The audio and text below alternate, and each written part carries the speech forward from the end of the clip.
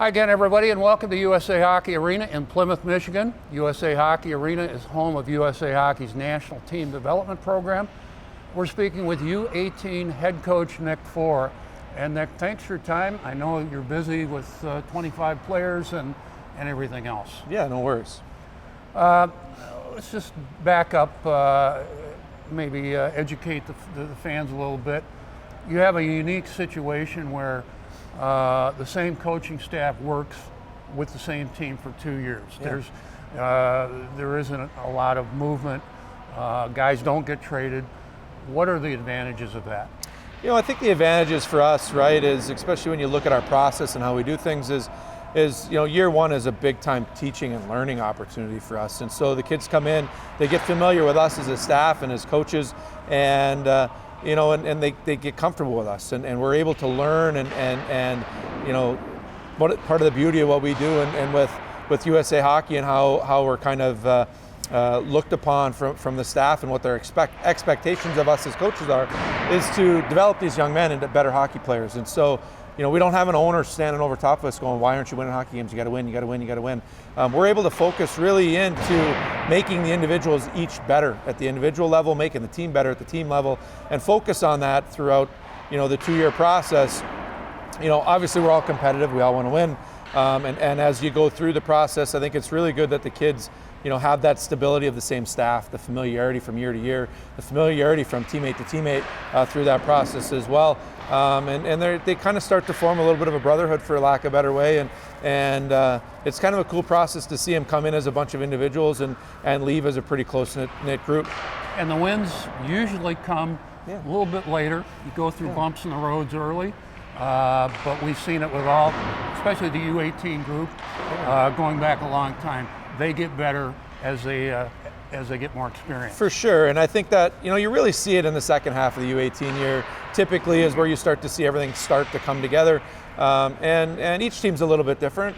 Some teams have been really good through those stretches. Other teams have struggled and still ended up fine, right? But you know, they do get better. And when you can focus on the development piece for as long as we can, and then as we start to get more competitive, as we start to get towards that pinnacle piece at the end of our 2-year process, and you start coaching a little bit more for winning, and the guys get a little bit more focused on winning, those results typically come through because you've set the foundation and you have the things you need in place to be successful. One unique thing about the National Team Development Program, what's called the hybrid schedule. You play USHL teams, you play internationally. This year you've got 18 against NCAA Division I teams, playing a couple against Division III teams like Adrian. So it seems like every weekend it's a new challenge, and maybe that challenge is good. I think it's really good. It keeps things fresh. You're not playing the same teams every week, which is kind of nice for sure. And you know, but just at different levels, each adds different things, right? The Division I college hockey games are hard, they're heavy, and the guys really have to focus on the details. The game's different too, which is almost easier, if that makes sense to people. The game's a little bit more predictable because the college teams are more structured, and so it's good for the guys to experience those things. You know, the international stuff, when you're finally back in your birth year, you know, you have a little bit more jump, you have a little bit more strength because the age goes away, right? That's the biggest thing. I was talking to the guys the other day, you know, as we get into our college schedule here coming up, you know, we'll probably play against 25, 26-year-old guys this year. Our kids are all 17. Yeah. You know, like, that's a big age gap. And so when they finally get to play within their birth year and spend that time internationally in their birth year, you usually see some more success, which is great. And then the USHL, you know, it's an interesting league from a perspective of, you know, there's so much talent and ability from team to team, and they just challenge us in different ways, and it's quite a process, and it's really neat to have those 3 different levels to play against. And backing up to the USHL, I think the USHL, in my time, has really improved in terms of skill development and almost using the NTDP as a model. Yeah, I think there's been a handful of teams that have really studied us over the years, and what do we do and how do we do it, and they've had some good ownership group and some good, you know, people running programs, and they've taken the approach of okay, well, we've got to make our kids better too. And they've done a really good job. The league's done a really good job of having strength coaches in place around everywhere, and coaches have taken the time to work on skill development and things along those lines. It's not just going out and working on structure and what type of forecheck are we going to run. They're taking the whole approach like we do, and it's made the league better.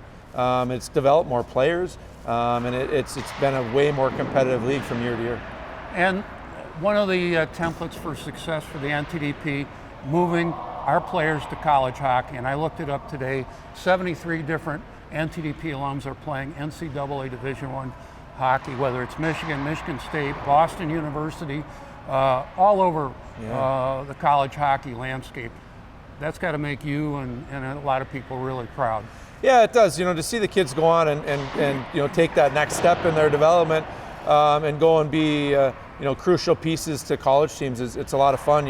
It's interesting when they come here. They all think they're going to be the top line player and the first power play guy and all that stuff. And there's only one of those, right? There's only one group that can do that.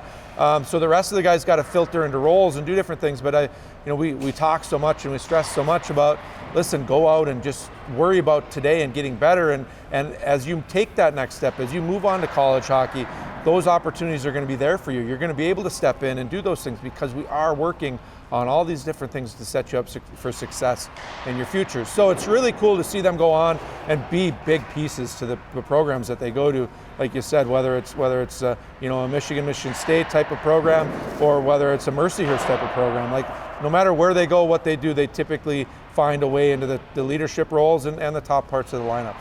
So the next step is the National Hockey League. And last year, 112 NTDP alums played the NHL, spread throughout every team in the league. So you can watch an NHL game and you'll see an NTDP alum sometimes going against one another. That's another source of pride, right? Yeah, for sure.